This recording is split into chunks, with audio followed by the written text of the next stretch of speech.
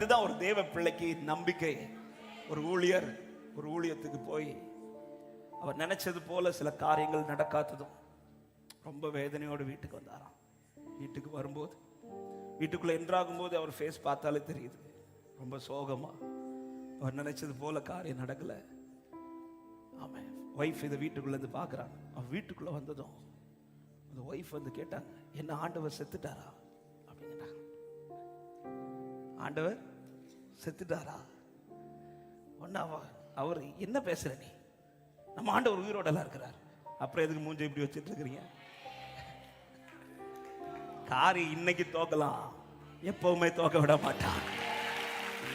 விழுந்தாலும் எழும்ப பண்ணுகிற தேவனை தான் நான் ஆராதித்துக் கொண்டிருக்கிறேன் என்று சொல்லுகிறவர். ஹalleluya!